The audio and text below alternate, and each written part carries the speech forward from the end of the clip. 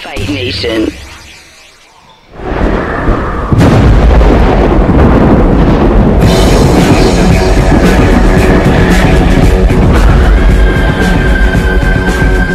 Junkie Nation, it's time to roll, baby, on MMA Junkie Radio with Gorgeous George and Go.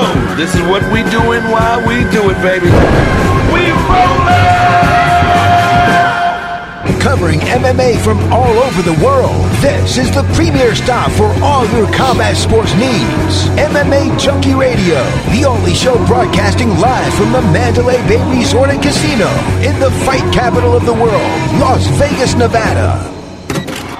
The lights are on and the mics are hot. It's time to get your MMA fix, junkies. Take it away, Big John. Gorgeous George and Goes, are you ready? Junkie Nation, are you ready? Well, let's get it on. From the fight capital of the world, inside the beautiful Mandalay Bay Race and Sportsbook, you're listening to the MMA Junkie Radio Show, the only show that matters. I'm your host, Gorgeous George, and as always, is the devious and dastardly Goes, Ari's co-host. Back east producing, Jumbo Josh. What up? What's up? What up, y'all? Not much, man. Chilling like a villain. Well, I'm fighting off a cold. I'm in the beginning stages. Oh, no. So I'm trying to fight it off. I'm brawling, though. I'm throwing hooks. I'm not just letting the cold get an easy takedown and ride me for 5 minutes. Nuh-uh. This 10-9 is going to be tough if they're going to get me. But it's only round one, fellas. I'm not even contagious. I'll put it to you that way. No? No. I'm a good hand washer. And yesterday I rested well, and nothing hurts. In other words, like, I don't have watery eyes, or my cough doesn't hurt, or my throat isn't so sore that, you know what I mean? Like, I'm not at that stage, so I'm okay so far. I hope not. I don't want to jinx myself. I just hope not. Okay. Yeah. All right.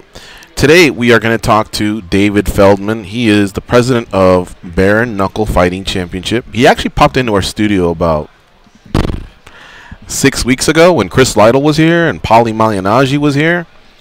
And he popped on for like 2 minutes.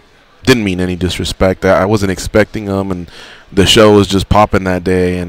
But I figured, hey, let's get this guy on, because we had him on before, but never in studio. And let's face it, the sport of bare knuckle is doing well. There's 3 promotions that at least I know of, and once I figured out, okay, that one's in the UK, this is that one, this is that one.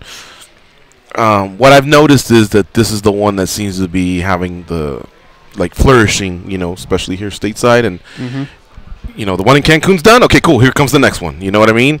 And today they had some big news with them signing Paige Vanzant. And I wonder, Goes, if that meeting that took place in our studio had anything to do with just. I think it had to have. Right? I think so too. You know, and so we'll see if we can.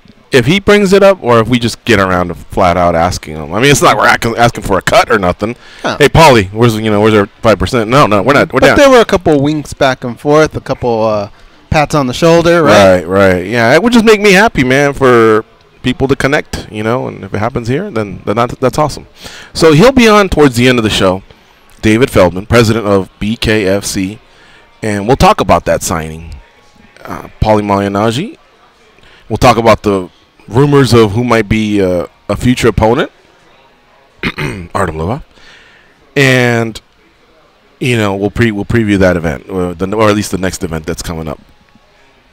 Now, before then, we'll discuss a lot of MMA news, and even though I think we're done with UFC 235, if any of you want to reflect on it, that's fine with me, because it was a great card, and I've still been talking about it with my buddies. I was at Extreme Couture today. I was at the UFC PI today, and that's still a little bit of the chatter. Also, this week, UFC Wichita is on Saturday with JDS, Junior Dos Santos, former UFC heavyweight champion, against Derek Lewis, former title challenger. Well, he'll always be a title challenger, but meaning on this specific night, he challenged Daniel Cormier in November of this past year, and now he's I should say he's a contender. He was a title challenger, came up short in his title fight. Took some time off over the holidays, and now he's got a major fight against Junior Dos Santos with a raise. When I got out of my meeting, Goes over there, it was quick. Derek Lewis's name had popped up. You like that picture of this big old smile? He has one of the best smiles. On my phone? On MMA Junkie.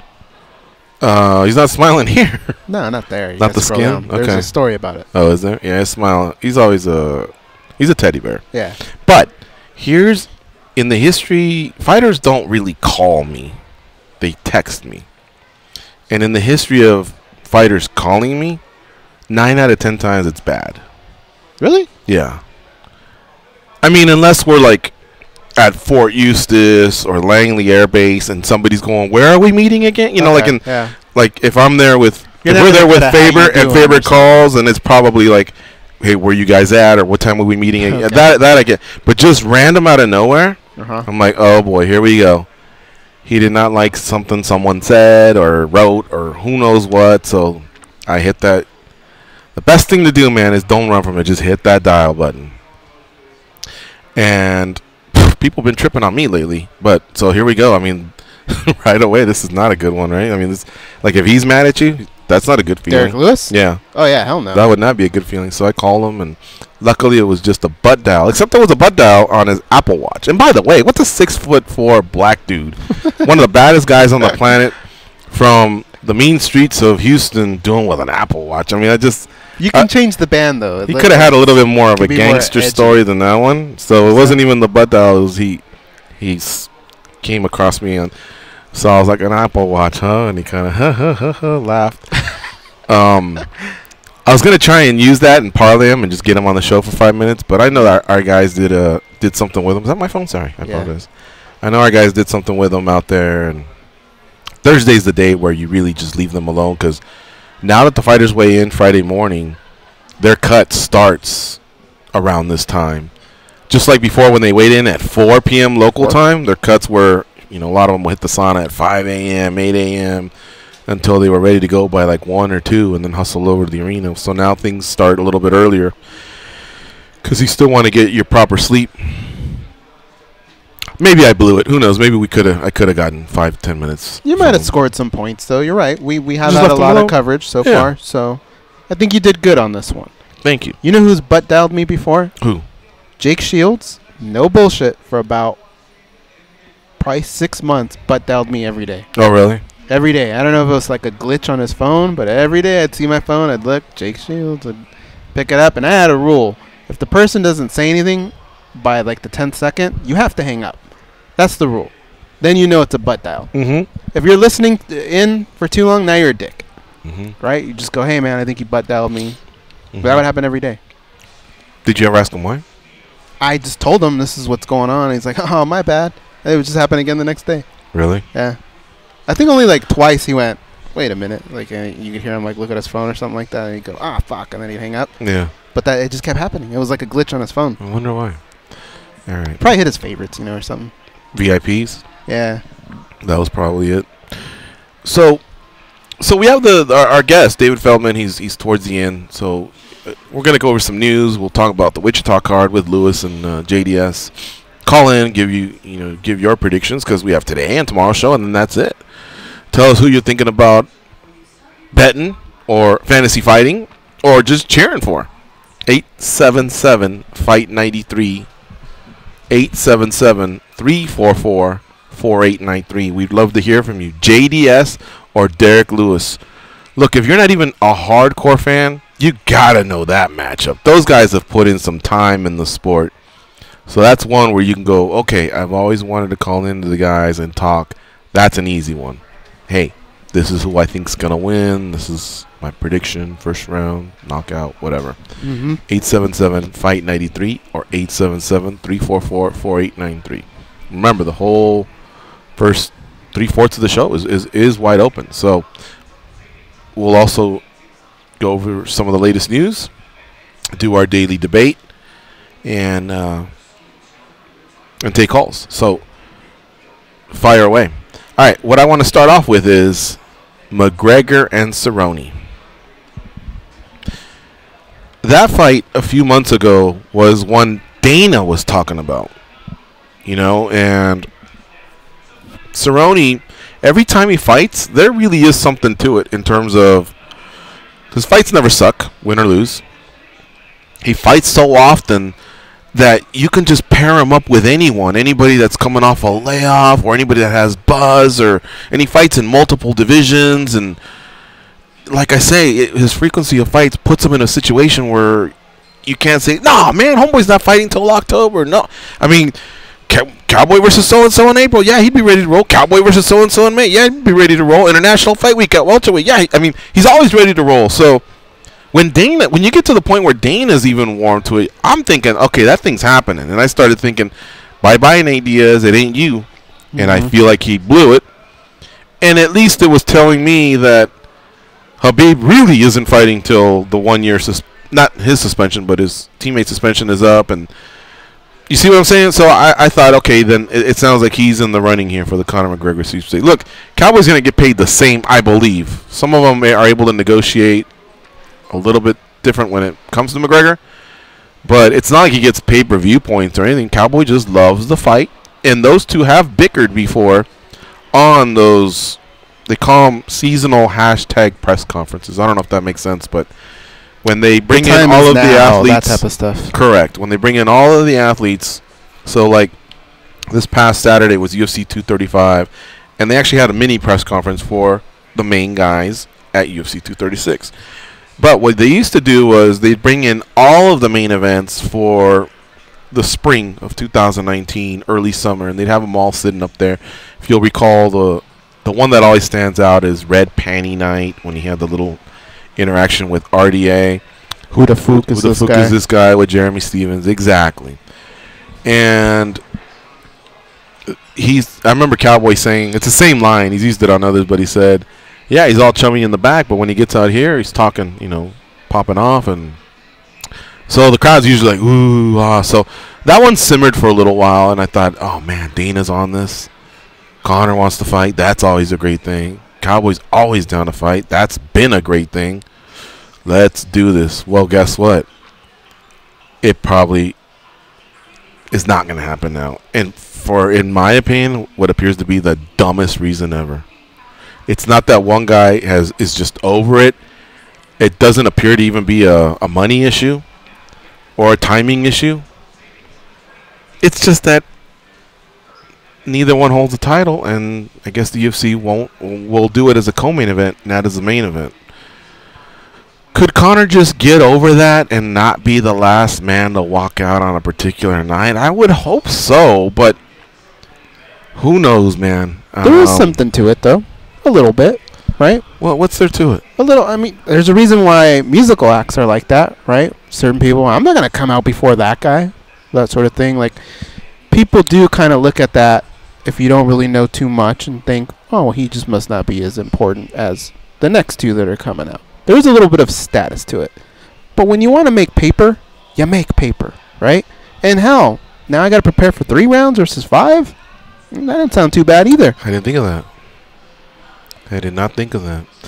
Well, the UFC really wants to have title fights be all of their main events. And so with neither guy holding a title and with the UFC not wanting to do, break in the 165-pound class, there's just no way around it. But I'm taking Conor's side, actually. I mean, I would prefer to just go, Conor, can't you just fucking walk out, or be the second or the last fight, bro, and just get this going. But that said, I would, before I did that, I would go to the UFC and go, can't you just make them the main event? And I would spend more time with that one, because that is a main event. Conor's a main event anywhere. You see what I'm saying? Like, there's no way around it. And if it's in the new contract and it's part of the new ESPN era and they just go, we just can't do it, then I'd go to Conor and go, can't it just be the main event? You know what I mean? But I would start out by going, come on, UFC, this is your dude. You know what I mean? This is, like Dana White's always called him, a unicorn. This is the one that the one that you just kind of do things out of the norm for. You just shift things around here and there. You've done it in the past. Why stop now? But get him the damn fight. It would be tremendous. But yeah, that's why that fight's possibly falling apart. I mean, even if he fights Khabib, he doesn't walk out last. Technically, the champ walks out last. He walked out last against Eddie Alvarez. Mm-hmm. He was challenging Eddie Alvarez. He was coming up as the featherweight champion, but his title wasn't on the line. That's why he left it at home. He had to borrow Tyron Woodley's belt to do the 2-belt pose. Eddie came out. We all got over it. He got over it, I think. You know. Against Floyd, he was the B-side. Sorry, but he was. Floyd came out last. I don't know. To me, it just seems like we're all adults here. Figure that out. Get that fight going. I mean, we're already filling up Rio de Janeiro. Hell, I think Rio would have an amazing time with that fight. I wonder if they're actually planning it for Rio. Rio's starting to stack up, by the way. You want to see Conor, you want to see Cowboy, or you want to see them fight each other? Because I kind of got over it quickly, and I just moved on to the next thing. But then when Dana even teased maybe Ally Quinta and Don Cerrone, I got over it really fast. I was like, that's a great matchup too. Well, I want to watch all three fights. Let's go. I want to see all three fight. That's for sure. But I just want Conor to fight. But I don't want him to fight for a world title because I don't think he deserves the rematch. But even if he does, you'll know I accept it. I always do. I can't change it. But my preference is for just Conor to fight. I think Conor, his fights, dude. I'm telling you something. Fight week with Conor McGregor is something else, man. It's pretty damn special. Whether it's the press conference, whether it's the legion of fans that he brings to the table, the buzz around town here in Vegas, it's like no other. And he's not going to fight forever, so we might as well do it while he's kind of this hot commodity and wants to fight. And he's already had his second kid, and things are just a little bit different now. He's more secure. I mean, hell, I don't even think it matters as much the wins and the losses. But I just love a dude that can talk smack, but then when the fight comes and the way he just charges out, like he's coming to take your head off, or if you get him, you get him. I love it. But you got to win to be able to keep that up. You're right, but it's his style. He's not backing down from it, and you don't know how many times I hear you're talking a lot of shit. Come Saturday night, though, we'll see who's the one backing up. We'll see how anxious you are to get down, and then you see a lot of guys come out. Ding, ding, and they just take a step or two, and they're already playing chess, you know. Conor's like, let me at him. You know what I mean? And I've always dug that, because even if it's for a moment, even in the fights that he's lost, even if it's for a moment, the other guy's like, oh, shit, this guy's actually, everything he's saying comes true, you know. What do I do again? And then they turn the tables and figure it out, or they get their ass kicked or whatever, but he comes to fight, dude, and you know, I love all the texts being exchanged and Twitter, and Dad's into it. You know, casual fans are into it. It's like nothing other. You know, in our sport. Yeah, I mean, look, if you were to fight Khabib, I would imagine you're going to take Khabib in that fight, right? Yeah, because I've seen it before, and I don't think Conor can stop that takedown. So let's say he loses that fight. Right. What does he have left at this point? Because now I think the Nate Diaz trilogy. Even dummies are going to sit there and go, all right, he's talking a lot of smack, but he's not really backing it up. People lose interest, right? But you're right. That Nate Diaz fight is what kind of hangs in the balance. But Nate Diaz is difficult to work with, and he's also going to know that. So if he didn't make it happen for this fight, I don't see him making it work later on. I think he's going to be even harder to deal with. Mm-hmm. There's different ways that you could look at Conor McGregor's career. If Conor were to fight Cowboy, I think he has a better chance at winning that fight. And if he did, it's a little bit of a placeholder, but Cowboy's career has had a little bit of a resurgence where I think you give him some credit for that. Like, that's a tough win. So then that could possibly set up a Khabib fight, which, again, the fallback is always Nate Diaz. But how long are we going to sit there and go, Nate Diaz is still around, Nate Diaz is still around? Like, the guy doesn't fight. Well, at some point, we're not going to give a shit, right? But when the fight happens, people will give a shit. But you're right. We stop talking about it less and less and less because he'll develop a rivalry with somebody else. Mm-hmm. I hear you there. Nate Diaz did chime in on Twitter. He says, you acting like you came back. And then he puts a little shamrock or clover or whatever. Then he goes, in real life, you're dead. And then there's a ghost. Either I'm out of the loop here, or sometimes I just don't pick up on some of this creativity or whatever. But what does that mean? You acting like you came back, in real life you're dead. Why is he dead? Probably because he lost those 2 fights. I mean, he's got less losses than Nate, though. Well, lately. I guess. Okay. So, but, of course, tons of love, tons of retweets, tons of responses. So that's just always there. We just passed the anniversary of that fight 3 years ago was their first fight, and that was a couple days ago. So it's been on everybody's tongue, and I don't know what's going to happen, but I hope they fight again. I hope that fight happens. I hope Cerrone fight happens. Whatever. I think Conor is starting. I think Conor's going to get away from I'm one of the greatest ever. He's the greatest pay-per-view star ever. He's the greatest trash talker ever. He's a pioneer in terms of elevating salaries and brand awareness, and what like I said, what he's done has been pretty special. He always can hang his hat on that, and the 2 goddamn world titles, man. That's an awesome accomplishment. He doesn't have to do anything else ever again, and he's already a Hall of Famer. But the GOAT talk we'll have to seize because he's had a couple of those losses. So if he can just defend a belt, if he just forgets about all that and just has these classics, makes a ton of money and just has these classics, I think he'll be fine. And here's why: because he loves to fight.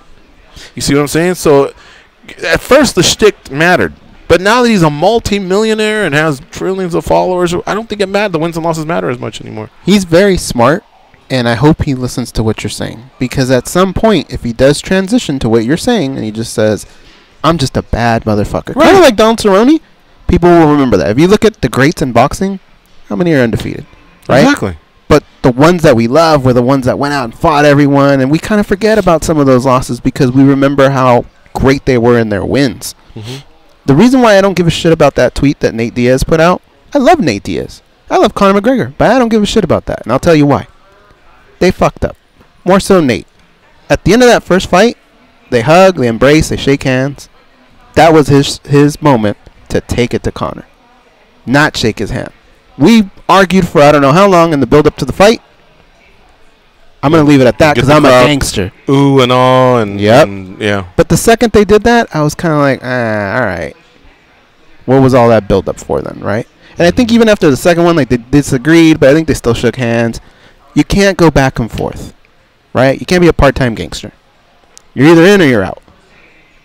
So him now popping up, because afterwards, during or at the end of the fight, they were kind of respectful, right? I mean, not the greatest of friends, but somewhat respectful. But then Conor turned it on again, like a couple weeks later, and it all started up again. He lost his opportunity. He should have just took it to Conor from the moment, like what I said the other day. All right, I beat you, you beat me, but in yours, I finished you. In yours, the judges told you were the winner, right? Mm-hmm. I mean, he still has the upper hand there.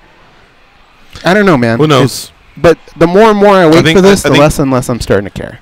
I think you get your head rattled around so much, you almost forget what you were going to say. You know what I mean? Mm-hmm. And you just are, how can I put it to you? You're not thinking clearly. I bet you there's a ton of fighters that forget who they were going to call out. You ever see them do that last-minute grab of the phone, the microphone? Mm-hmm. Oh, yeah, I want to dedicate this to so-and-so or whatever. They're just not thinking. And I think part of it has to do with these fights take you to your deepest, most furthest removals from real life. Mm-hmm. And it's actual life or death that at the end there's probably respect. You're probably glad it's over. You're probably on a high and a low because you're feeling as physically as worse as possible on a high because you may feel like you're the winner or you got through it or whatever. You don't have a serious injury. So but you're right. I mean, Ronda was cognizant enough to shun Misha's handshake. Ben Askren, he actually said, Dana, ain't you got anything better? I'm talking a split second after hugging it out with Robbie. You don't get it that bad. What a cock, man. They were so respectful and so, and then he goes, hey, Dana, don't you got anyone better? I remember thinking, oh, my God, he went there? All right, cool. But I hear what you're saying, and there is some truth to that. I mean, they were just in wars, right? Yeah. But that's why you pay the numbnuts that's holding the Monster Energy drink, that's handing you that and fixing your shirt. Yeah, remember to stay in script? By the way, don't forget to do this. Don't forget to thank this person. Well, somebody echoed something we've said a long time ago. See if you can remember. But I think it was it Duke? Who were the coaches recently? It may have been Coach Mark Montoya. But he felt like there's 3 different types of people. And we've been saying that for a long time. Fighters, athletes, and martial artists. He said fighters, athletes, and he didn't say martial artists. He said something. I think he said competitors, but it was about the same thing. And it could be that the martial arts just that they won't do that. You know what I mean? I think they gangster it up enough just to build up the fights, but when the end is over, that's something that's ingrained. I'm sure your sensei, Bruce Leamer, shout out to him, former Santa Ana PD, former Kobe Bryant personal bodyguard. I'm sure there's Great kickboxer. a lot of those lessons that he probably told you that if you had, continued, maybe would have stayed with you so much that you would have probably did it out of respect to him or what you learned. You know what I mean? Dude. Yeah, you're right. So, all right. So right now that fight is delayed, we'll say, or it's on the shelf, or it's not happening. But for now, it's not as hot as it was at one point. All right. So when we come back, we're going to discuss Paulie Malignaggi signing with Bare Knuckle Fighting Championship. We got our daily debate, and we'd love to take your calls. 877-FIGHT-93, 877-344-4893. So don't touch that dial. Stay with us. Champions, Hall of Famers.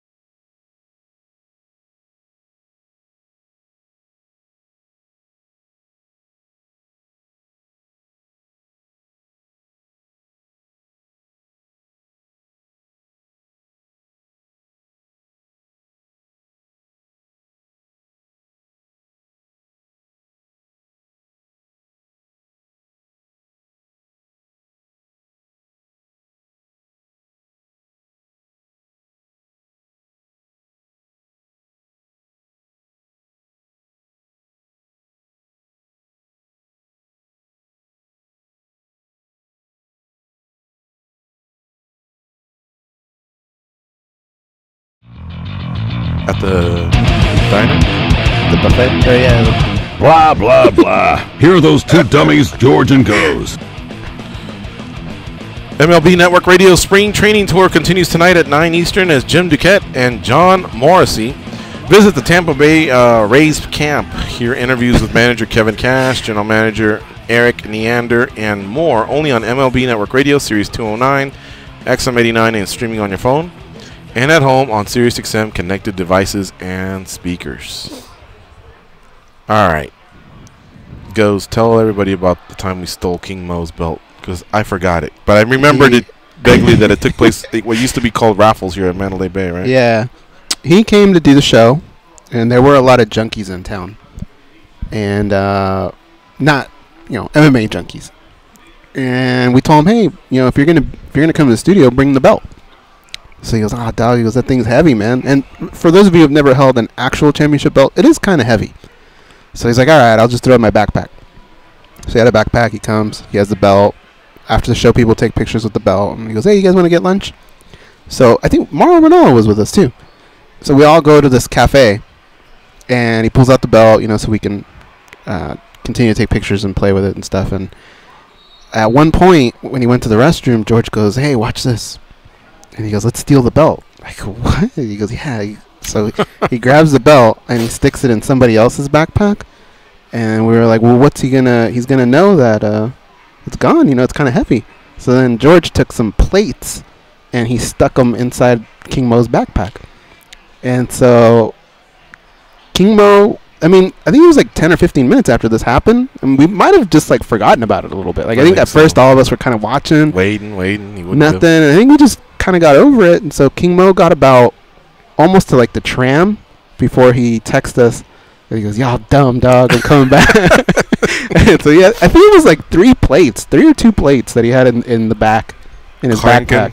Yeah, and we were just walking around with the Strike Force title. Yeah. And so then he came back, he got the title. He was always a good sport, but yeah, we stole a belt. He offered to pay for lunch. Athletes are so entitled that they just sit there, and a lot of them, not all. I hate to say all because it's not true. They'll just sit there like, yeah, which one of you fools is picking up my lunch because you're in my present. King Mo's not like that, man. No. He offered to pay for everyone's. And I go, no, man, we're all good. Like, everyone will just pay for themselves. You don't have to do that. He goes, no, I got you guys. And, but he, we all wound up just taking care of our own or whatever. But that's just the type of guy he is. And this isn't the King Mo segment or anything, but even DC said on our show, King Mo once paid for his rent when things were tough for Daniel Cormier. And I shared the story about the same, when I tore up my knee, he was one of the guys that called me and told me, hey, man, if you need any money, let me know, because he was talking to me about knee injuries, and I told him how, for me, it was get it done as quickly as possible. But because of that, I had to go the cash route, and then the rehab cost a lot of money. He offered that, man. That meant a lot. So I know he gets shit on a lot because he is a smack talker. He'll attack the fans, but the dude couldn't be a nicer fella, man. All right. So talked about bare knuckle fighting championship prior to the break, and they had the big news today. They signed Paulie Malignaggi. And Goes and I are going to be chomping at the bit for another hour when David Feldman, the president of Bare Knuckle Fighting Championship, joins us. But I'm wondering if what spurned that was Paulie Malignaggi was here. Showtime Boxing was in town, and Jumbo Josh told us he could make Paulie Malignaggi come to our studio. He could ask him to come to our studio. Well, fuck yeah, we'll take that one. So Malignaggi hung out with us. Chris Lytle had given me a late-minute text as well. Hey, I'm in town. We had just spent some time with him at the military base. Cool, come in. And Chris brought David Feldman. And it was a fun show. We had a blast. Paulie was talking some smack. They were all there. It was kind of like a little panel. But in the end, I think it was off camera, after the handshakes and the gangster pics and keeping touches and all that shit, I could have sworn I thought David said something along the line, or I think I kept pushing Paulie, are you retired, or who knows what, and I remember somebody said, bare knuckle, and love to have you. I think it's something like that, right? Yeah, and I think Paulie said, all right. But, Paulie was in this mode of, you got to pay me because we were talking Connor, and so he was just a little bit in business mode. And I didn't really think that could happen just because the boxers seem to want to stick with boxing, I guess. And here we are months later, and it did happen, man. Now, the Lobov fight with Jason Knight is happening, by the way. Now, Lobov could be a potential opponent down the road, and that's Conor McGregor's probably his best friend, I think. I mean, I know he's a teammate, and they've been friends for a long time, but he could just overall be his best friend. So I imagine Conor will be tuned into that fight, and I imagine it could lead to something with Paulie Malignaggi and Conor McGregor at some point, win or lose, however that turns out in the boxing world, or in the boxing world, because I think that's where that fight would happen. But first of all, Artem Lobov versus Jason Knight, that takes place on April 6th at BKFC 5. But down the road, you never know, man. Lobov versus Malignaggi, I gotta imagine that'll be strongly considered. Definitely. I mean, I wouldn't even be shocked if the Lobov signing had some sort of tie to all that. Because this was a while back ago. What was this, like 2 months ago that all this went down? It could have just all been part of one big plan. And if it is, kudos to our boy, because that's one hell of a master plan. Yeah. Former UFC heavyweight Chase Sherman, he's on the card. Former UFC Tough 1 veteran and longtime middleweight contender Chris Lieben's on the card. Former UFC bantamweight Johnny Bedford's on the card. Isaac Valley Flag is on the card, a longtime MMA fighter. Can't remember off the top. He did make it to the UFC, that's right. Yeah. But it looks like the main event is Artem Lobov versus Jason Knight. So we'll put that to the side a little bit, but that's what we plan on talking to David Feldman in the second hour about that massive signing, man. Paulie Malignaggi, bare knuckle. How about that? You know, even if who do you like? Back, who do you like in this fight, by the way? Knight and Lobov. Any early predictions? I mean, Knight is the type of guy that'll just keep coming no matter what. Early prediction, I think I'd go Lobov. But if it were an MMA fight, I think I might swing a little bit more towards Knight. How about you? I think I'm in the same boat. They're just going to be throwing hands. That's it. They don't even kick. They don't kick. They don't knee. Nothing like that. All right. So let's go to the phone lines right now. And if you want to follow this yahoo, whoever it might be, I really don't know who it is. But my money's on the fact that it's more than likely a yahoo. 877-FIGHT-93. 877-344-4893. Who do we have? John from Tampa. What'd I tell you? What's up, John? How you doing?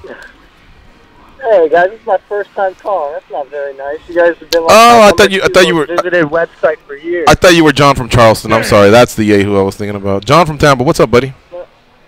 No, that's all good, man. Hey, I hate to switch gears on you guys, but I just want to talk about this JDS Derek Lewis main event coming up. All right. I see JDS picking him apart for the entire fight, and I'll tell you what. Derek Lewis was about 25 seconds away from probably being cut from the UFC. With the fight with Volkov after the Nagano fight, I couldn't believe what I was watching. And when he pulled it off, then gets the title shot, he literally went from being cut to being in a title fight with one punch. And I just don't think he's improved to a point where he can hang. And I think JDS is back near the top. He wants a crack at the title. And he's just going to be too quick, and he's not going to get caught by one of those big haymakers. I literally see him just boxing him to death. Yeah, I mean, we've kind of I actually had to break down this fight for somebody that just randomly walked in here earlier. And there's so many ways of breaking it down, but you're right. I think technical-wise, JDS is far superior, okay? But the thing about JDS is just about in every fight, he's willing to take a few to give one. And this is the wrong dude to do that with, right? So it just depends on how good JDS's defense can be in this fight. If he can move around a little bit, tire Derek out a little bit. But you're right. If he sticks to the best, JDS should beat the best Derek Lewis, I think. All right, and so my analysis is this. But I picked Derek Lewis in the fight. Right. This is the problem with MMA, and especially MMA in the heavyweight division. These fighters are very technical in many martial arts and sports that encompass mixed martial arts. However, they're not really like experts, and by that I mean, right now we're talking about hands mostly, right, guys? Derek Lewis kicks a little bit more than JDS, and it's mostly to the body and to the head. Yeah, not and really JDS is a little kicks, bit though. more of a calf kicker. Yeah, exactly. So JDS is more of a technician. Agree with John. Agree with Goes. But they're 4-ounce gloves, and as the MMA fight goes on from second number 1 in round number 1 all the way to round 2 and 3, the fighters become a lot less technical, and it starts to evaporate fast because of the damage they take from elbows and knees and punches and the 4-ounce gloves, all that stuff. So that's why I start to lean towards JDS, or I beg your pardon, Derek Lewis, because Derek Lewis's power can, even if you block his punches, he seems to a lot of that seems to get through, and he's able to explode even in the later rounds when he's tired. His explosions are still more powerful than a lot of the other fighters that are out there. Now, JDS was also taking some hard shots against Tai Tuivasa. Remember that, John? It wasn't like he cleaned his clock from beginning to end. I mean, he was also on the verge of being out. He's taken a lot of damage over the years.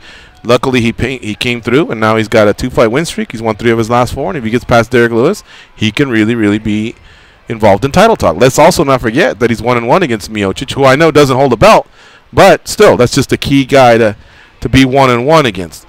So I would say that technically I agree. I agree with what you're saying. I think he is more technical than Derek Lewis, but like I say, it's just a sport that gets sloppy as the fight goes, as the damage is being taken in, and that's why I think this will be like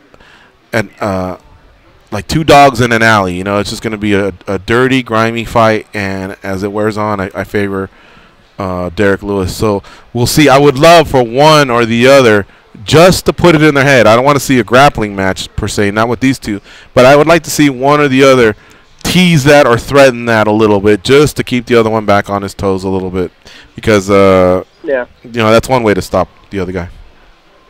I don't disagree with anything either of you said. I really think the X factor is going to come down to the footwork and the quickness, and I just think JDS is going to he's not going to be there when Lewis is throwing the punches, and if he keeps the distance, I think that quickness and the footwork is going to be the X factor. Perfect. Thanks a lot, guys. Okay. All right. See you, John. You're right. He said he was a Yahoo. He's awesome. He's awesome. He was. I got it wrong.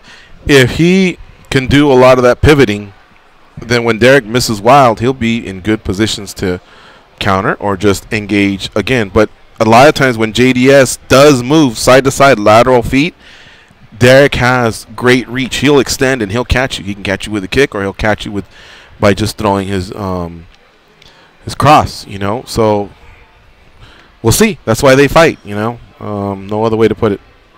All right, I think we have one more break to take. Do we, Josh? I think so. Yeah. Yeah. There's the music. So let's do that. And when we come back, we'll do our daily debate, because it has to do with this topic of bare knuckle fighting championships. So stay close. Don't touch that dial. It's MMA Junkie Radio on Fight Nation, Channel 83. That sounded like the laugh from Duran Duran.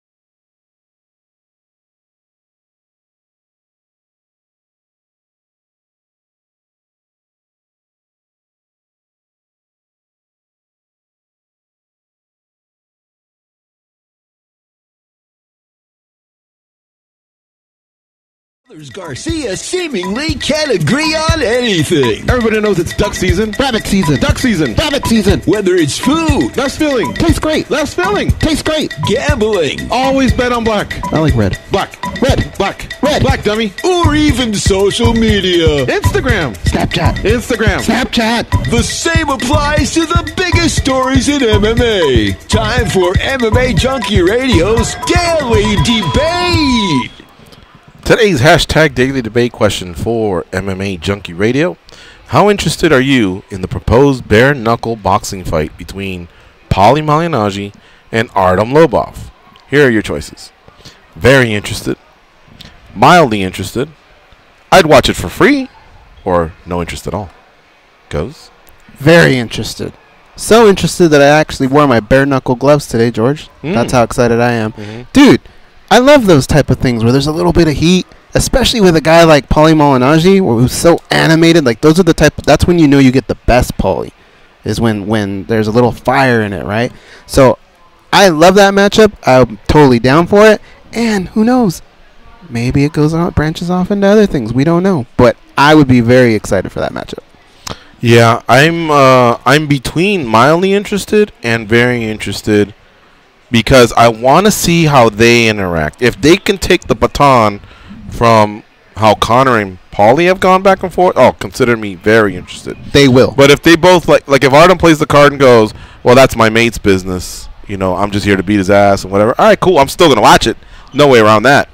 Interested is the key word. I'm interested, but it would really put it over the top if them two can have that type of heat, you know what I mean? And now I'm right with you.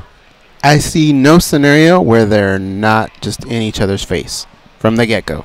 I think it'll all bridge over. I'd watch them play chess, dude, just because I know they're going to talk smack. Paulie Malignaggi is a great smack talker. Yeah. Yeah. Well, that's more than likely the way it's going to go down. Now, remember, bare knuckle fighting just signed him today. And Paulie Malignaggi's already gauged interest, or at least said that that's a fight that could happen. But Bare Knuckle Fighting Championship 5 already has a fight card on April 6th featuring Artem Lobov and Jason Knight. So remember, I would imagine, and this is a great question for promoter David Feldman, President David Feldman, of Bare Knuckle Fighting Championship, we guest of ours here on the show, does that fight probably happen regardless? But I would imagine it would be a lot more attractive if Artem beats Jason Knight, and then either Malignaggi comes into the ring or things take off from there, Think of all the subplots, though. If that matchup is made, does Conor show up and watch that? That's not a weird thing, right? He has in the past. And if he does, can those two even be in the vicinity of each other without them talking smack? Could Paulie be talking smack to Conor as he's fighting Artem? There's so many things that could happen, dude. I'm all about it. Make it happen. Yeah, I think it will. So this is the way it boiled down. Over 1,100 votes came in, and 32% said, I'd watch it for free. So that means there's interest there. Now, some good promotion and a little bit of good smack talk from the fighters, I think can get those 32% to graduate into these next two, which is interested, mildly or very. But 32% said, I'd watch it for free. In second place was no interest at all, 27%. All right, go do your thing. 25% said very interested, and 16% said mildly interested. But what that still tells me is, 73% are going to watch this fight out of that 1,000 that we surveyed at least. So that's a good thing, I think, for Bare Knuckle Fighting Championships. Hell yeah, it is. Yeah. So there you have it. There's today's Daily Debate, brought to you by the MMA Junkie Radio team. Big shout out to our guy, Abby, who helps produce these videos. Sometimes our guy, Kenny Hathaway, but I think Abby's been more direct with us lately. And don't forget to watch MMA Junkie Radio Monday through Friday, 8 Eastern, 5 p.m. Pacific. You can catch us on Sirius XM, Fight Nation, Channel 93. All right. In the second hour of the show, we are going to be talking to David Feldman, the president of Bare Knuckle Fighting Championship. But we still have time to take your calls, and you can tell us a little bit about Junior Dos Santos versus Derek Lewis, and also there's a real cool main event, Elizio, I don't know. Eli Zaleski Dos Santos versus Curtis Millender. These are two great strikers, and this co-main event is going to be awesome. And got some breaking news for you. You and Josh ready for this one? Let's hear it. Vitor Belfort says Roy Jones has agreed to a one championship fight. Really? Yeah. Roy Jones was just on our channel. He was talking about how it interests, but even at that point, it seemed like he didn't really know the rules too well. But this isn't an official fighter, man. That's what the thing about him. This isn't an official announcement, but how about one championship? You know, a few weeks ago we were saying, how about them PFL guys, ESPN? Look at them. Months before that, Bellator had made an announcement. One championship, you know, they've made a splash last year, and they're continuing with the splash. Vitor Belfort, I'll catch people up if you didn't know. So, Demetrius Johnson, you know that already happened. Demetrius Johnson's already over there. Eddie Alvarez is already over there, but they did sign Miesha Tate as the VP. She'll be leaving Vegas and heading to Singapore soon. And now Vitor Belfort was signed as well.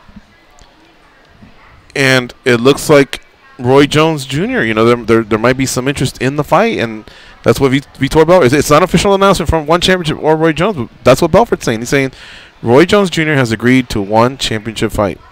I would watch it. I would watch that too. I would watch it, yeah. Yeah, so that's pretty cool. All right, let's take this call right here. Who do we got? Got Kevin in Chicago. What's up, Kevin? How you doing? What's up? So, I just want to talk about Cody Garbrandt real quick, because a lot of people are saying, oh, he got emotional. He wasn't off his game, but a lot of the reason, I don't think he was emotional. I think it was desperation. Did you see Pedro Munoz slamming that leg into his lead leg? There's no way he was going to be able to keep standing for 3 rounds like that, man. I think he knew, man, I got to get this guy out of there. I'm not liking these leg kicks. I'm about to go for broke, put it on the line, because there's no way I'm about to hang in there while this dude's trying to chop my leg down. That was my first point. My second point is Woodley and Usman. A lot of people are so surprised by the Usman victory. Like, oh my, can you believe how bad he looked? And my take was, if Woodley doesn't knock him out in the first round, it's going to be a long night. And that's the way I saw it. I said, Woodley he likes to put his back against the cage. He likes to rely on his power. Doesn't have good cardio. He's either going to knock him out early, or he's going to be in for a long night of that, the way he fought. That's my 2 takes. What's your guys' thoughts on that? All right. First one, I also thought that if Woodley could knock Usman around a little bit with the hands in round 1, it would definitely help things out, because I felt like if Usman won round 1 and that he had the ability to possibly replicate the same type of formula, you know, over 5 rounds, because he's got endless cardio and just great pressure game. So I was when that didn't happen, I thought, uh-oh, here we go. And I thought round 2 was key for Woodley, and it didn't happen again. And by then I could tell he just kind of had a mental block, and it just wasn't going to happen. Going back to Garbrandt. Garbrandt thought what you thought, Kevin, and that's, ooh, those leg kicks hurt, and I need to do something. But when he was trying to finish him, he wasn't thinking that. He was thinking, I just fucked you up. I'm about to finish you. And it didn't happen, because Munoz, threw some great counters, caught him, and then he was able to come in and finish him. Where I think Garbrandt's mistake was had he just taken his time as Munoz was damaged, I think he could have maybe went in there, had another firefighter too, and probably finished him that way, but with careful and precise strikes. All right, thanks for the call, Kevin. You the man. 877-FIGHT-93. Right now we're going to take a 60-second break, and we'll be right back.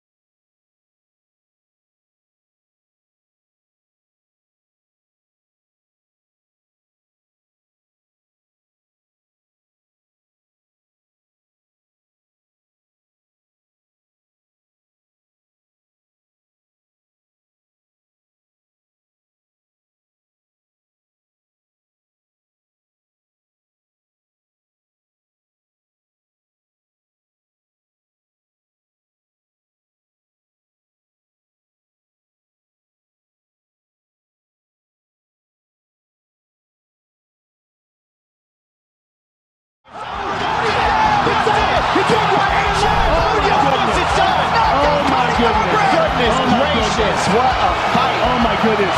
Whoa. What a crazy decision by Cody Garbrandt. What a crazy decision. They were forged from the same ball sack, but act as though they've never met. They are the brothers Garcia, Gorgeous George and Goes. Do you agree with Joe Rogan and what he was saying there? That was a crazy decision by Garbrandt.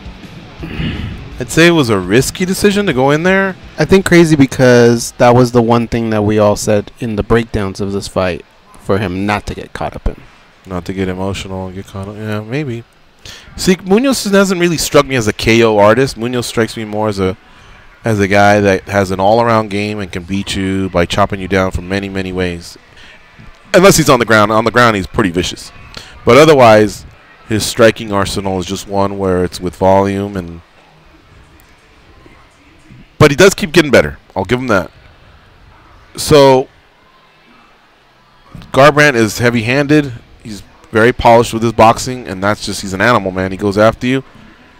So, look, I'm not nitpicking, that's for sure. I just felt like it was risky, but I didn't think it was crazy, per se, because that's how he got to the point where he got caught, is by attacking Garbrandt and catching him and wobbling him. So now it was just he could have been a little bit more surgical in his finish of Pedro Munoz. I love that word because for me, I think one of Cody's best performances where he was surgical was Dominic Cruz. And I think if he fought fights more like that, things would go better for him. Yeah. Well, that's not the only problem Cody's is having. Well, I wouldn't say it's a problem per se, but starting with Kevin's call and talking about Cody Garbrandt, we were going to go in that direction anyway. Justin Buchholz, the former head coach over at Team Alpha Male, I saw a little interaction between him and Chris Holdsworth. Remember him? Mm-hmm. Former winner of Tough, former Tough Enough stud, former Vegas local, and it was unfortunate because that was such a tight team, and I saw them kind of going back and forth. I think it all had to do with the fight motion, and the fight motion, the same one that has Tyron Woodley's mom consoling Usman. Not so much consoling him, but I think congratulating him or just being there. Like half and half. Yeah, a little bit because Usman was just breaking down, man. That was a huge moment for him.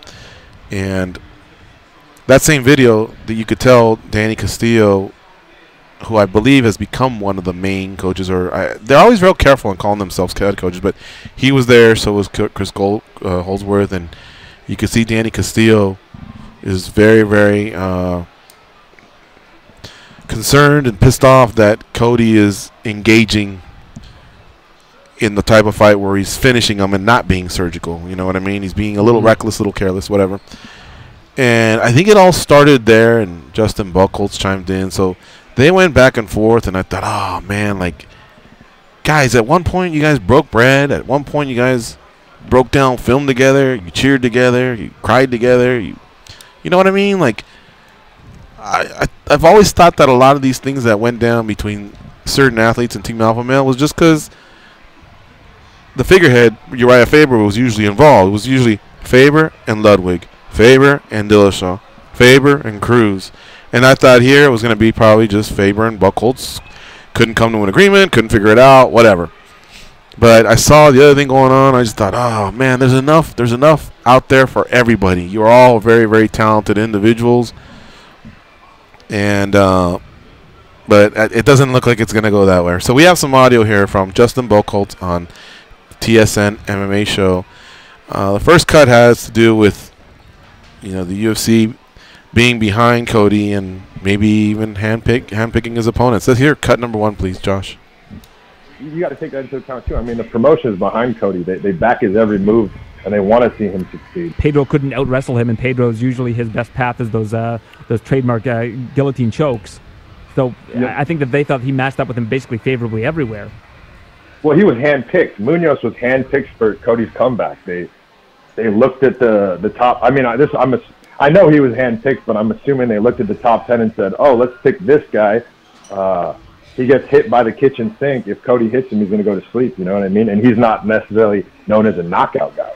Yeah. Pedro was. He's known as a guillotine guy and a tough fighter. I've known Pedro since, I don't know, back in RFA when Lance Palmer was the champion. I was cornering Lance Palmer out there, and I met Pedro out there. When that fight was announced, I knew that was a tough fight, and that the result that happened didn't surprise me at all. So, kind of, I think we've actually said a few things right here that basically mimic what he's saying. We didn't touch on the part where the UFC might have handpicked. I know that Cody Garbrandt was expected to be a superstar for the UFC, like someone that had that type of trajectory. You know what I mean?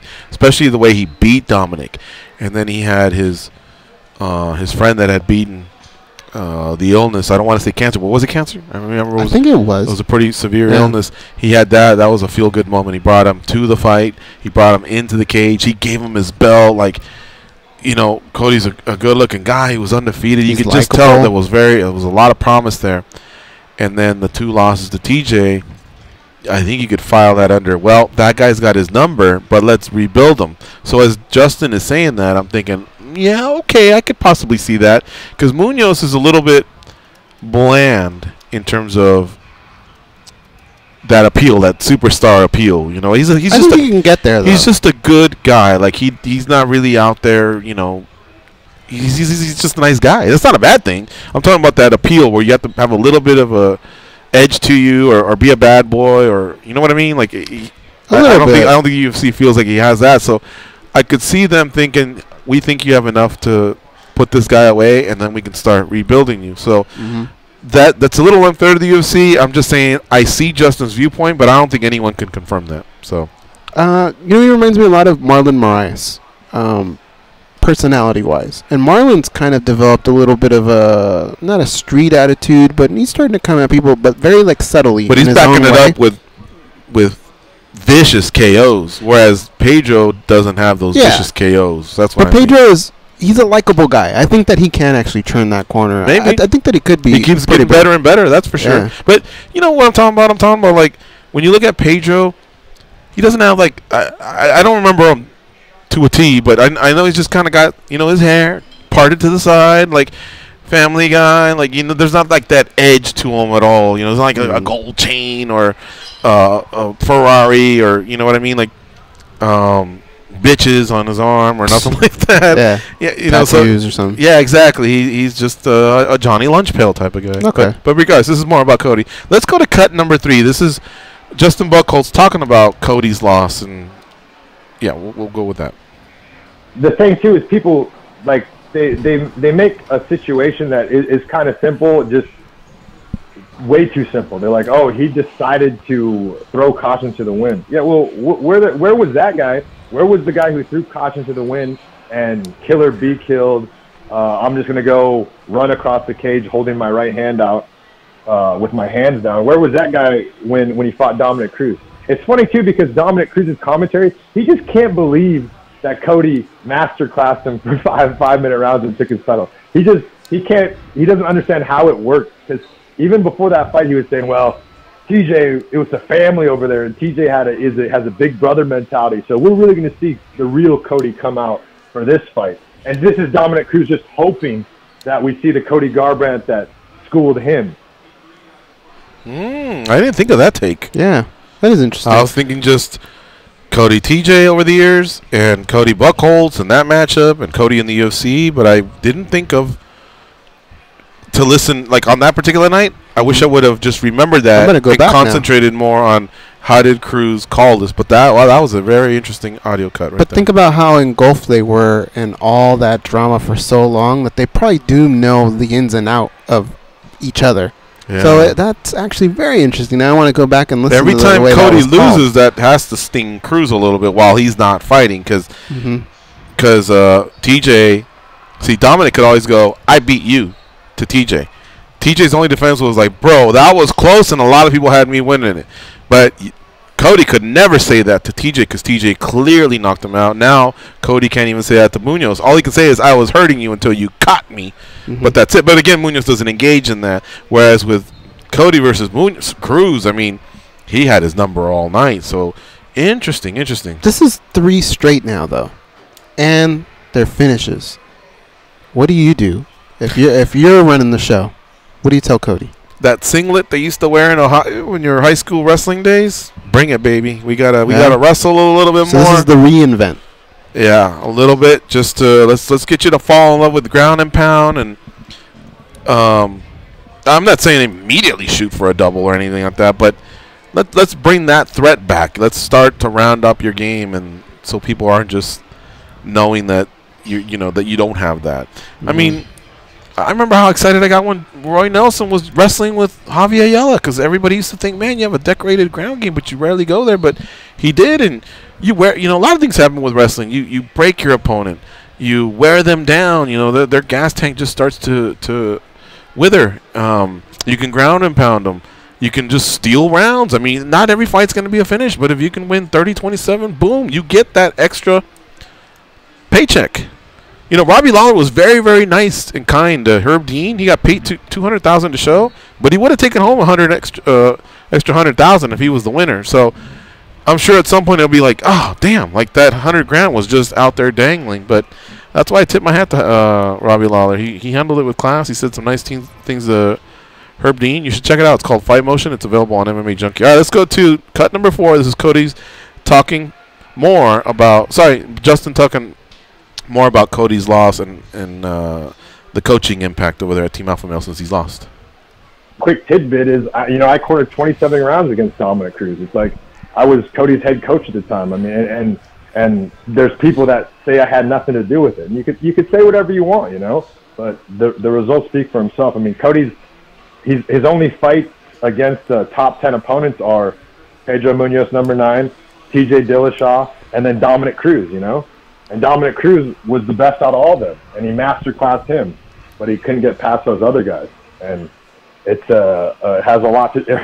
It's coaching, it's a program, it's all that, All right. So the one thing I've known about Justin is he's very organized. Even though in the end, do you remember when they had the season of Tough and he kind of was getting in Ludwig's face a little bit? Mm-hmm. Kind of almost saying like, hey, you and I can co-main event to their main event, Cody and TJ. But in the end, he had an interview with us about a year ago, and he said, man, I was acting like a fool, something like that. He goes, because I'll tell you what, I run the same program that Dwayne Ludwig ran. It's the same. And Dwayne ran a great program, but because there was a dividing line, we all started acting like jerks to each other, blah, blah, blah. But he is big on accountability. He takes a lot of notes. He watches a lot of film. He's very, very structured. So when he is able to just rattle that off, he didn't have to go do his homework. He knew exactly how many rounds he has coached against Dominic Cruz and who's had successes and who hasn't. You ever get a chance to pick that guy's brain, if you run into him at an event, buy him a beer. I bet you can have a splendid talk with him about mixed martial arts or whatever. Sometimes I think he tends to talk a little bit, maybe too much. Like we'll see here. We're gonna go 2 more cuts and then we'll take some calls. 877-FIGHT-93. But now he's talking about how things started to fall apart a little bit at Team Alpha Male, and this is where I would wish some of these athletes would shake hands and just go, man, you gave me an opportunity, and now I'm going to go elsewhere, and I just don't – I think you'll get further that way. That's my style. But let's hear cut number 2, and Josh, please. It's like the owner of if you think of it like football, it's like the owner of the team got jealous of the head coach and then showed up on the field and started coaching, instead of sitting back, kicking his feet up and saying, I started the team, I own the team. Everything you do makes my shine brighter. But some people just can't understand that because they can't see past their own ego, So that one person he's alluding to is obviously Uriah Faber. Mm-hmm. And very personal remark. I don't know who is right and who is wrong. The couple times that I've tried to talk to a few of the fellas, they've been pretty respectful and either don't want to talk about it or they just stay out of it. But again, Faber has been the one common denominator. He beefed with Ludwig. He beefed with Dillashaw. We spent some time with Uriah Faber on one of our trips, and he seemed like a Very rational dude, very mellow dude. Didn't strike me as an egotistical type of guy. Never really aired much of the laundry, you know. We didn't ask him much. He didn't really air much over the weekend that we spent with him, and he just seems to be a positive guy that always moves on, you know what I mean, and doesn't really look back. But, okay, could there ever be a reconciliation? Let's find out. Let's play cut number 5, please, between, this is Buckholz again talking about Team Alpha Male. No, absolutely not.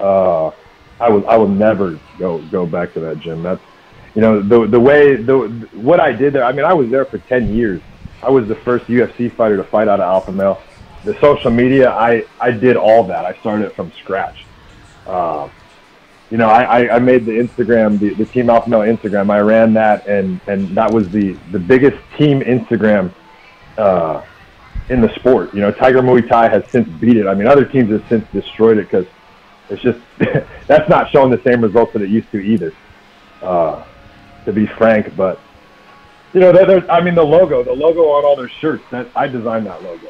Yeah, I was a huge part of that, and you know, I didn't think that I would ever leave that. I thought I was going to die as a head coach at Alpha Male, but you know, c'est la vie. Things don't always work out the way you think they are, and sometimes they turn out better for you. So for me to ever coach Alpha Male again, that door is closed. I mean, I don't know. Uriah would have to lick my boot if he wanted me to go back in that gym, and even then, I don't think I'd do it.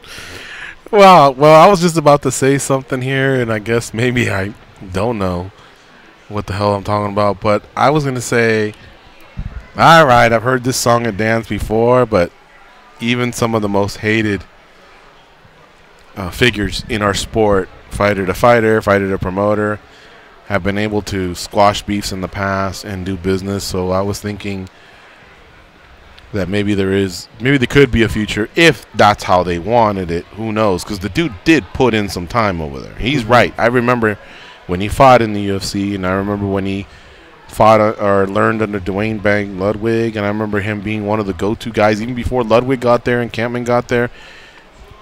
If you were a Team Alpha Male guy, and this is while he was still an active fighter, if you were fighting, usually Buckholz went with you because he had just a great ability to break down fights, and he was starting to become a good cornerman. But he was just one of the guys. You know what I mean? So now all of a sudden you go from like, hey asshole, you eating with us, to now that's the asshole that's kind of running the practice, and so you kind of have to pay him some respect because the younger generation is coming through. They have to learn that these are the rules, and this is the guy that can make you do push-ups or can yell at you for, you know, acting the way you are. And so that was a hard transition, but they got through that because it was him, and he had Castillo as backup, and he had Chris Holdsworth coming through, and so they were making it work. And I thought, wow, they looks like they figured this thing out. And I was just shocked that it didn't work out, but we'll see. You know, I'd love for him to be a head coach somewhere, though. I like Justin like that, and he just seems dedicated. Going back to Cody, I'm doing the math and see if you can think of anybody. But anytime a champion has gone on a 3-fight losing streak, has there been anybody that's kind of bounced back from something like that? I'm thinking Chris Weidman, he lost to Rockhold, Romero, Musasi. That was a 3-fight skid, right? He beat Gastelum. Yeah. Machida, he lost to Rockhold, Romero, and Brunson. Jeez. Hendricks had a 3-fight losing streak. I don't know that very many people have really like bounced back and said, I'm the man again. A couple wins here and there, but let's just go through the 3 in a current row champions. is tough. I know Henry Cejudo lost to DJ and Benavidez back-to-back, if I'm not mistaken. And then he came back and became world champion. So that's only 2. You're looking for 3. Mm-hmm. Because that's what TJ Cody's on. Dillashaw, he hasn't done that. Max Holloway, I think, lost 2 in a row, by the way. I think it was Bermudez. But as a champion. Oh, yeah. As a champion. Yeah, all right, you're right. Nurmi hasn't lost at all.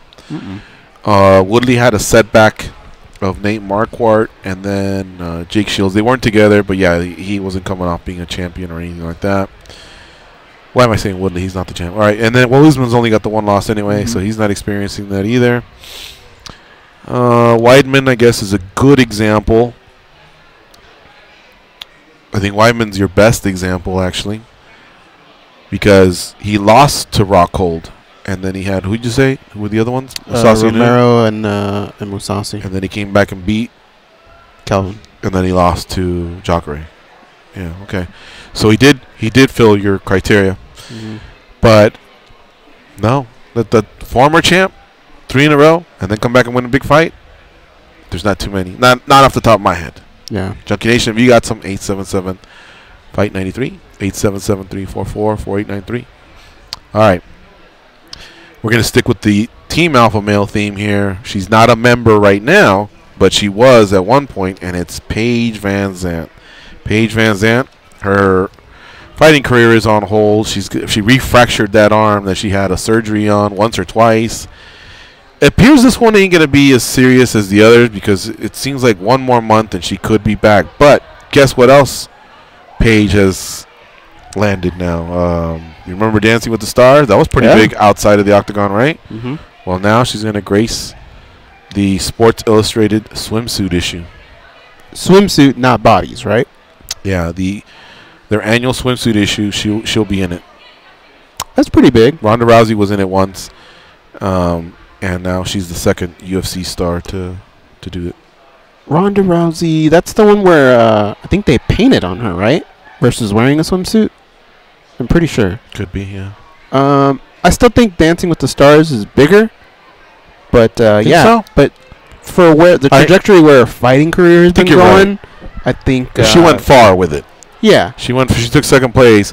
But if you ever grace the cover of the swimsuit issue, that seems to be something that those ladies are pretty proud of. Like the way, like, I won an Emmy or I won an Oscar. You know what I mean? Like in that world of the supermodels. For the way her fighting career has been going, I think to be able to pull this off is pretty big. Mm-hmm.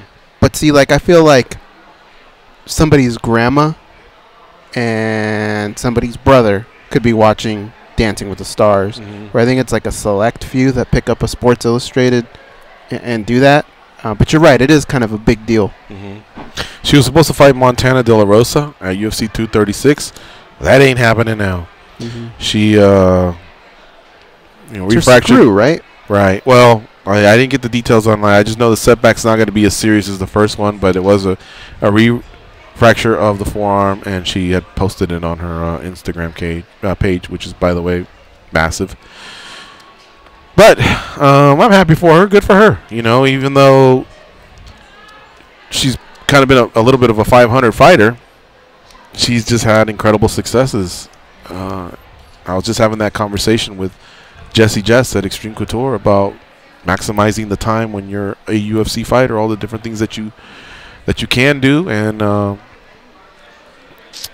and that fighter should do. It was just it was a sidebar. It had nothing to do with her, but it was just a sidebar conversation. Anyway, right now what I want to do is take some calls, but I want to get one of these breaks out of the way because we got to do 2 of them before we get to the last guest of the day. So let's do one of them. It's MMA Junkie Radio on Fight Nation Channel 93. Stay close, and we'll be right back. Oh, and to call in, please, it's 877. Well, I just said it. Boy, I'm sick. 877 Fight 93.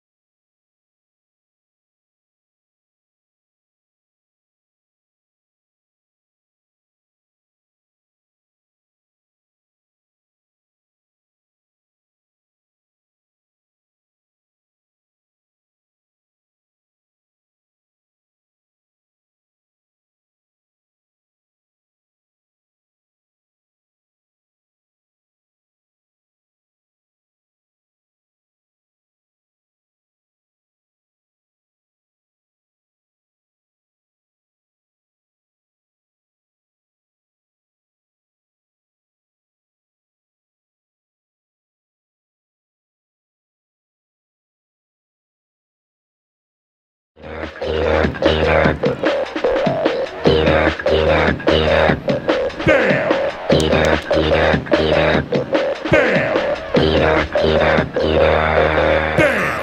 were forged from the same ball sack, but act as though they've never met.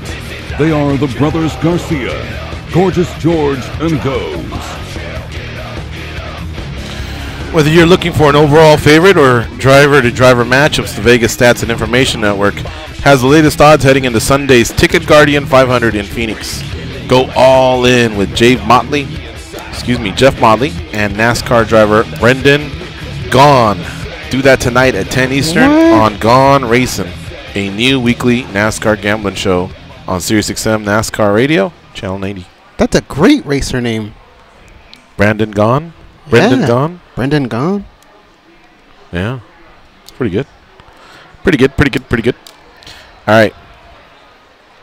We had somebody on hold, so we'll get to that person. If you want to follow that person, it's 877-FIGHT-93 or 877-344-4893. Who do we got? Marco from Waco, brother. What's up, Marco? How you doing? Marco from Waco, ¿qué pasa? Don't peg my freaking intro out there. Yeah, as soon as it came out, it didn't feel right. I apologize. It's all right, brother. You know what is another great name? The new kicker for the Chicago Bears, Chris Blewett. What's his name? Chris Blewett. Oh, wow. Yeah, that's the new kicker they signed. Yeah, especially with what happened with them on the playoffs last year. Earlier this year. Whatever. Hey, on those guys who losing the streak that came back and did great things, the three snake popping in my head: Frank Mears, Andrea Losky, and Alison Overeem. At one point or another, they want to lose the streak, and then they came back and fought for championship or make great comebacks and stuff. So I think that's for what it's worth. Who were they? Frank Mir, Andre Arlovsky, and Alistar Overeem. Okay, yeah, I remember Arlovsky's because he had to go the tough route, man. He fought at one championship back when they were 1FC. He fought at PFL, and then even in the UFC, he was able to compile a winning streak. So I was really, really happy for him because a lot of fighters, when they leave the UFC, they're just not able to have that kind of patience and, you know, wherewithal to resolve to get over that. You know, like, imagine how much that must mess with you mentally after being the heavyweight champion in the UFC. I remember Rochelle Leah followed him around for an all access, and you know what I mean. And then all that just goes away. That's tough. So Frank Mir, Andre Arlovsky, was there a third one? Alistar Overeem. Alistar Overeem. I'll have to look that one up as well. Okay, cool. Good find. Hey, on the Justin Buckles and Tina Flamel, you know, I guess soap opera now. The common denominator, man, here is Uriah Faber, man, because Dwayne Van Ludwig have the same grievance as Justin Buckles is airing out. And I don't know why Martin Chapman left, but it's kind of funny that, you know, they went from Ludwig to Chapman to Buckles, and they're not there anymore. And the common grievance always is like Uriah Faber's style of managing the team. He's the owner, I understand that. But that is where the friction happens. So maybe when there is smoke, there is fire. And then when Justin Butler was there on that year that Cody Garbrandt went from unranked to champion, Cody Garbrandt was being super successful, and now he's not. When Freaking Tuesday Dinner Show left the team out from L, he regained his title back and he stick with them and Lockwood, and with him the caliber of fighter he is. I mean, Chad Mendes left. Joseph Benavides is no longer enough for Mel anymore. So, all of a sudden, maybe when there is smoke, there's a little fire. One last thing about Cody Garbrandt. I called him make a good point on the Lieutenant Show today. Ever since he got that back injury, man, he hasn't been the same fighter. Maybe that has been affecting him more than we think. Plus, the mileage to stick down with all the amateur boxing, being a middle linebacker in high school, and, you know, I'm the older wrestler in college and MMA at 27 years old. I know he's young, but there is a lot of freaking hits to the head there on a 27-year-old body. Maybe too much mileage in this body, man. A different approach by shooting well like Alistar did, or when other people have done to face him. It's all guys. Okay, we'll see him. I think he has time, but he probably needs to. When the fight happen? like January, I think. Wait, when did it go? No, it just happened. Fuck. What's wrong with me, man? Just happened last weekend. He needs to take the rest of this year off. Maybe fight at the year. Maybe fight at the end of the year card.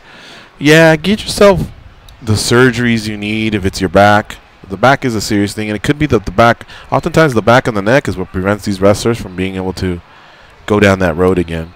But you want to have at least 6 months removed from your last KO, for one.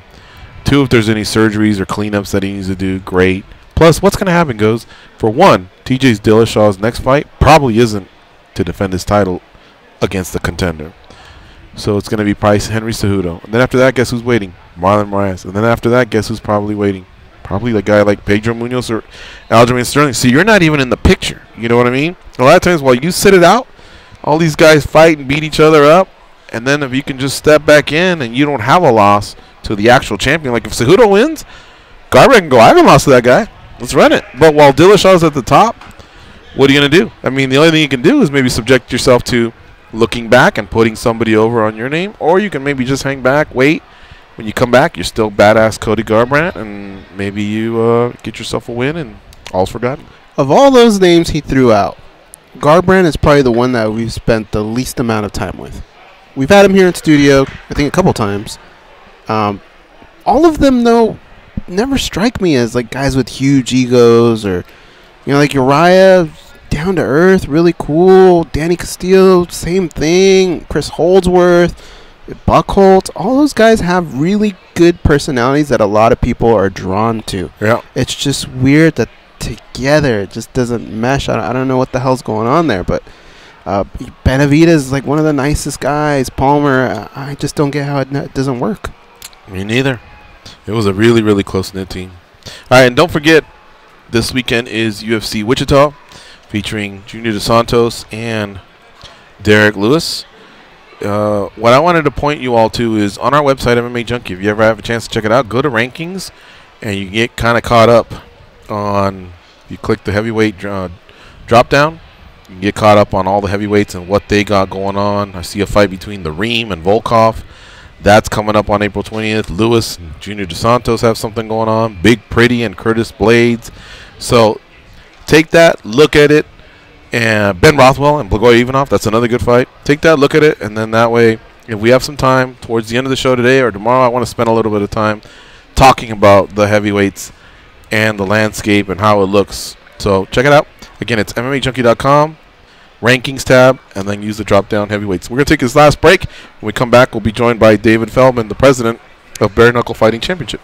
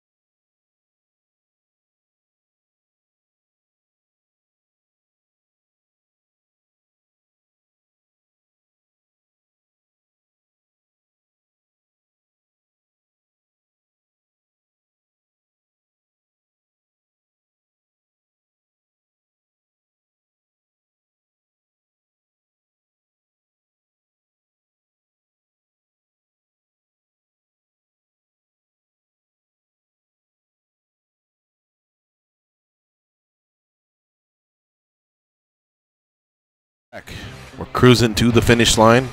We're going to talk to our guest here, David Feldman, who is the president of Bare Knuckle Fighting Championships. BKFC 5, by the way, is on April 6th, and it features a main event of Artem Lobov versus Jason Knight. However, the big news coming out of that promotion today is that they have signed former two-time boxing world champion Paulie Malignaggi. Now, I know that name's been floating around, Malignaggi versus Lobov. It's just something that Malignaggi is going to be warm to. I'm sure Mr. Feldman's going to be warm to, but I want everybody to know that right now Lobov does have a fight. Jason Knight's no joke. So it's Artem Lobov versus Jason Knight on April 6th. All right, now let's bring in David Feldman. How you doing, David? Welcome back to MMA Junkie Radio, and congrats on that huge signing today.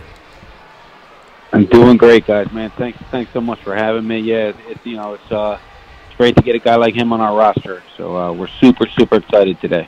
Yep. Now listen, we remember when all of you all were in the same room here in our studio. Did that have anything to do with getting these talks underway, or did you guys have some sort of another run-in, or had you already even thought of that prior to seeing him here in our studio? We thought about it a little bit ago, but it really sparked up there. That's when the conversation sparked up, actually in your studio. It's exactly where the talks really started to move forward. We talked about actually him coming in and possibly doing some commentating, and then I said, why do commentating, man? I think you should fight in this thing. And then we talked about the, Conor McGregor angle and stuff like that. And we thought, let's give it a shot. So he's been great so far. And as you know, Paulie, like, he doesn't let you get a word in edgewise. And he was on your show. He's talking. But he's so personable. And he already put out a tweet and an Instagram post today that offended a lot of people already. So, I think he's exactly what we're looking for. All right, I remember something else. I remember something else now. I don't know why. Before David got here? No. Okay. When we all left, I had to give. Who did I give a ride to the airport to? Chris Lytle. Yeah. All right. My plan was, I was gonna take. That's Josh had told me Paulie will get there, and can you give him a ride back? I said all right, but David was here. And you were heading back to the MGM, I believe, David, if I'm not mistaken. I remember you said, hey, why don't you ride with us? And then that helped me out because I took Chris, and we were just cutting it less. I think we would have made it okay. I don't know. But when he offered that, I said, oh, okay, if you're going back that way, sure. So, David, that was actually some opportunity for you to just bend his ear a little bit, right? No, absolutely. That's when we started talking about the whole situation. Yeah, that's right. How can I forget that? It just makes sense, man. Yeah, we did. I remember that. You're right, because I said, hey, come on, you can just jump in with us. And he's like, all right, cool. He's a cool guy, as you know, man. He's so down to earth. He's a really good dude. On top of, he's very flamboyant. He likes to talk, and he can fight. I mean, a lot of people I'm seeing on the post are going, he's not a big puncher. But what they don't know, in bare knuckle, you don't have to be a big puncher. You need to pick your shots. Right. Efficient. And sweet science, and because of that, he's actually probably the best signing we've ever had so far. Oh, yeah. Hell yeah. You got to be efficient. You got to make it count. You got to be accurate. You're going to feel every punch. I'm in such awe. That was a great hustle right there. He offered them the ride, and then that happened. That's awesome. Serious. Because in our sport, David, in MMA, there's a lot of, like, dirty players, you know what I mean? Here's an example of a dirty player. A dirty player would have said, hey, why are you about to walk in that studio? Let me go take you for a steak. I got something I want to propose. And so he railroads. But instead, the work had been done. Everybody popped on the show.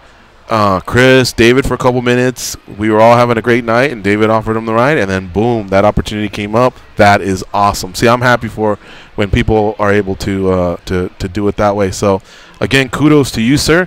I agree. It's an awesome signing, and I think just Paulie's gold. You know what I mean? I think he'll represent your bare knuckle fighting championships. I think he'll represent you guys well. He's so well spoken. He's respected because he's a two-time world title holder in boxing. So that was really a massive free agent signing. No, absolutely it was. I mean, the one thing that a lot of people have been saying is get some boxers, get some boxers. But I mean, just to get regular boxers in there that probably have better hands than some of these MMA guys. It doesn't really make sense because the MMA guys had the better names. But now we get a guy with that's great hands, but has a phenomenal name. It was a perfect opportunity and the perfect guy to bring on board. And he understands, look, he knows how to promote, right? So because of that, he's even one step above, man. He's phenomenal. Like I said, the best signing we've done so far because of the all-around package, not just because if he can fight or he can talk, but because of everything all around. It has to be the biggest signing for BKFC to date. But we do have some other signings coming up in the next 2 or 3 weeks that I think we're going to shake it up a little bit more. Cool. Can't wait to hear them. Man, now I'm excited. All right. Oh, I want to ask you a question, and I don't want this to sound disrespectful. I think you've known us long enough here where you know that we don't ask those type of questions. But I just never would have thought that a guy like Paulie Malignaggi would have done something like that. I just thought that, I don't know, like he was retired. There were just so many things that were leading me towards he wouldn't do that. But now that you did that, I feel like it's opened the door for so many possibilities. That being said, we just saw Roy Jones Jr. He's talking about fighting in one championship. I mean, is this the only talk that you've had with a boxer of this level? Or are there other guys, even on that same stage, that could possibly be making this transition? I mean, look, with all due respect to Roy, one of the best fighters ever, but we were in talks with Roy. The thing is he did hit over 50 now. So because of that, we don't want people saying it's like the senior citizen home and things like that. Although he can still fight, we just had to back away from that. Paulie being 38, he did have a long career, but he's not too old to still fight. And the one thing about Paulie is he didn't take a lot of beatings. Yeah, he got stopped a couple times, but I mean he's a beautiful boxer, and because of that, he didn't eat a lot of punches in his career. So I think that some fighters can be old at 22 or 23, and some fighters are old at 50. And I think at 38, I don't think Paulie's old yet. David, anytime your organization's brought up, your name's brought up, it's usually followed by, man, that guy doesn't mess around. And it's because every time you have an announcement, it's something that catches us by surprise. Like even when you went off to Mexico, I was like, whoa, I thought this was going to only be like a stateside thing. This guy doesn't play. He's got great ideas. He's making things happen outside the box. Mm-hmm. That being said, it's still kind of early. Have you figured out your system 100%? Like, are you still kind of testing things out? Like, where are you at in those stages?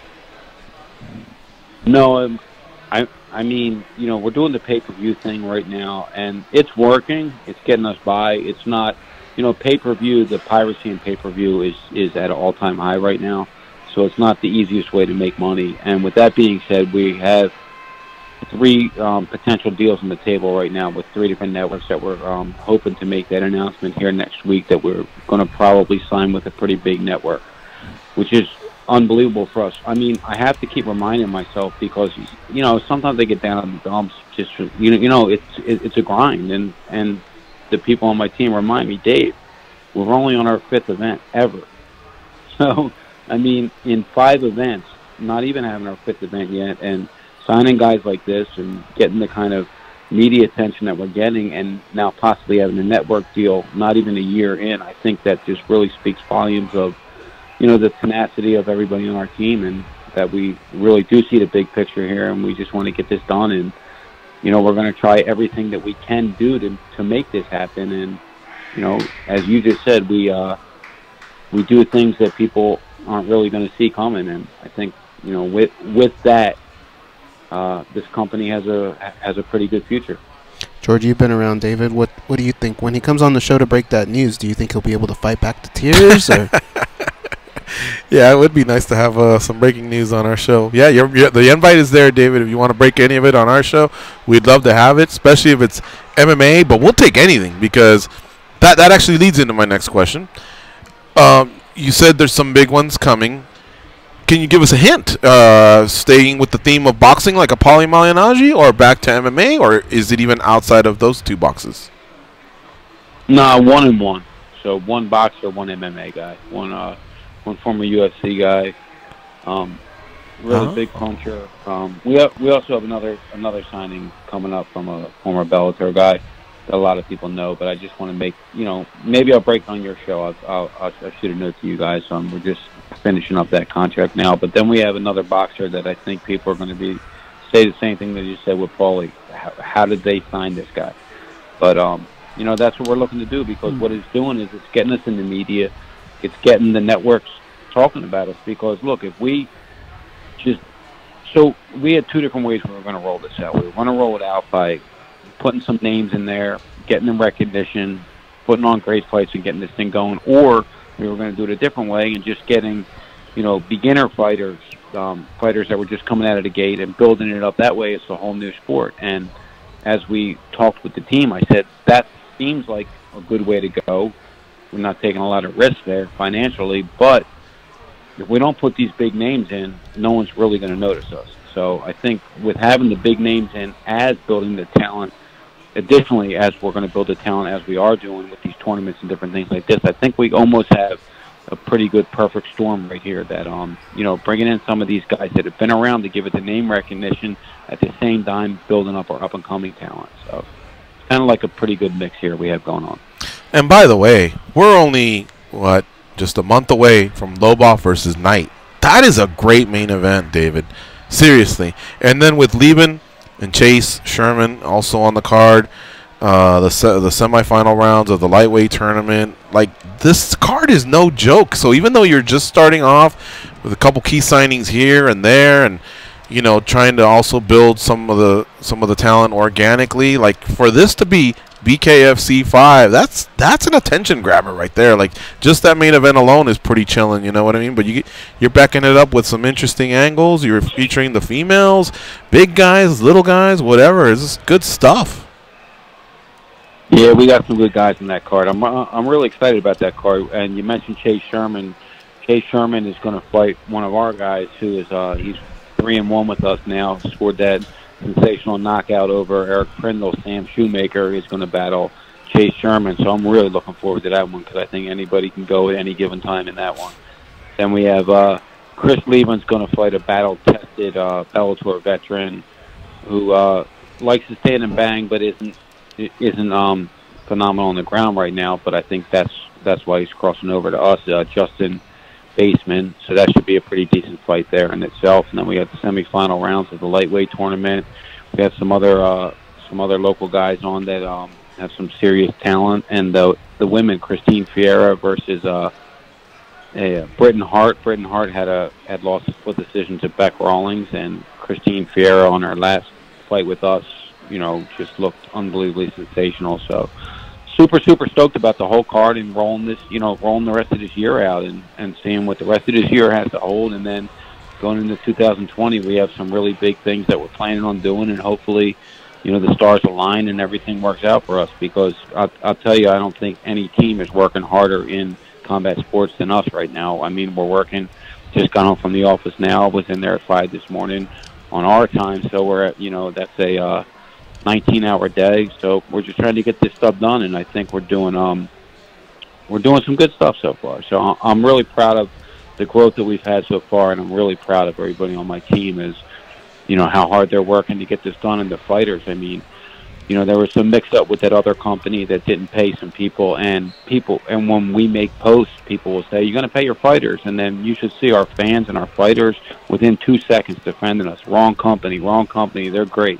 So I think, you know, all that together speaks volumes for what we're doing right now, and we're just so happy where we're at. We're enjoying this day-by-day ride, and like I said, hopefully it takes us to where we need to be.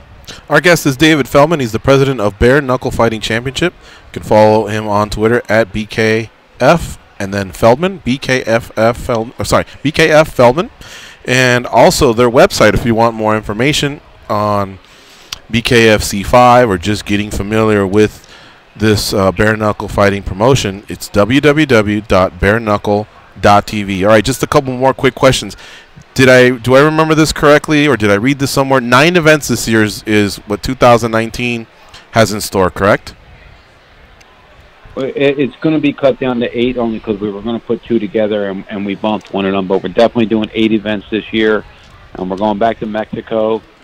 We're probably going to Australia in November. So it looks like we're going to do a homecoming event for Beck. We're just tightening up some of the legalities over there right now. But if we get that all tight, which we think we will, we'll be in November, we'll be in Australia. So, I mean, first year, 3 countries.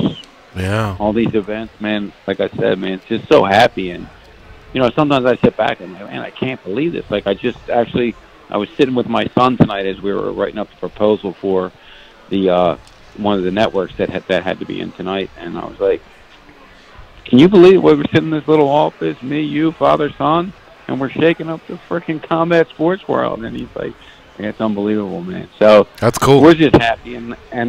But like I said, man, more than anything, we're just enjoying the ride. And, we'll see where it takes us. We're working hard, so when you work hard, good things happen. Sure does. Congratulations on the signing of Paulie Malignaggi, and we look forward to Artem Lobov versus Jason Knight on April 6th. That's BKFC 5. And for those of you in the South, it's at the Mississippi Coast Coliseum. Thank you, David, for your time. We really appreciate it. Hopefully we can do this again soon. Always a pleasure being on with you guys. Thanks so much, guys. Have a nice evening. All right, folks, that's David Feldman. Again, it's BKF Feldman on Twitter. Give him a follow. Let him know you heard him on the @MMAjunkie Radio Show. And that is our show for today. We are out of here.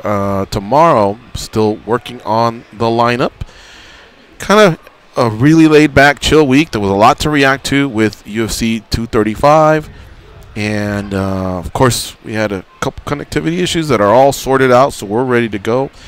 But it's been nice being able to just hang back and cover the latest news. And last week was pretty sick. In fact, there's some interviews that I think I'm going to see if we can get them somehow to the SiriusXM audience to kind of listen to one way or another. All right, we are out of here. We'll see you all tomorrow at 8 Eastern, 5 Pacific for another edition of MMA Junkie Radio. For Goes and Josh, I'm George. Have a nice evening, and remember, go out there and be a champion.